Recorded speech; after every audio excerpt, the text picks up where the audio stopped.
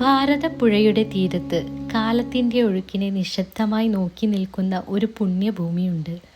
വിശ്വാസവും ചരിത്രവും ഐതിഹ്യവും ഒരുമിച്ച് ശ്വസിക്കുന്ന ആ സ്ഥലം തിരുനാവായ നവാമുകുന്ദ ക്ഷേത്രം.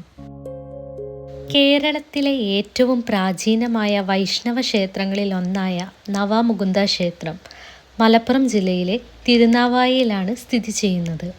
നൂറ്റാണ്ടുകളായി ഭക്തരുടെ വിശ്വാസ കേന്ദ്രമായി നിലകൊള്ളുന്ന ഈ ക്ഷേത്രം ആത്മീയ പ്രാധാന്യത്തിനൊപ്പം ചരിത്രപരമായ മഹത്വവും പേറുന്നു.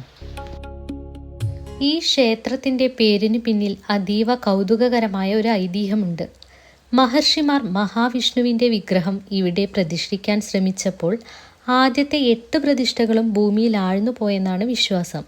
ഒടുവിൽ 9ാമത്തെ പ്രതിഷ്ഠ മാത്രമാണ് ഉറച്ചു നിന്നത്.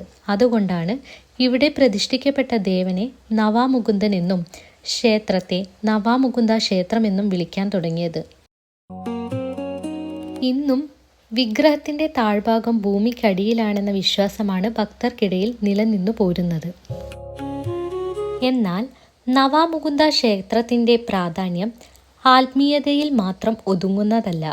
ഒരു കാലത്ത് ഇന്ത്യയുടെ ശ്രദ്ധ ആകർഷിച്ചിരുന്ന മാമാങ്ക മഹോത്സവത്തിൻ്റെ കേന്ദ്രഭൂമിയായിരുന്നു തിരുനാവായ.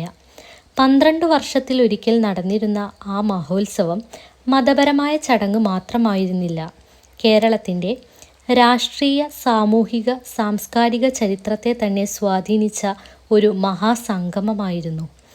സാമൂതിരിമാരുടെ ആധിപത്യവും ചാവേർമാരുടെ അതുല്യ ധീരതയും ഈ മണ്ണിൽ ഇന്നും ഓർമ്മകളായി നിലകൊള്ളുന്നു.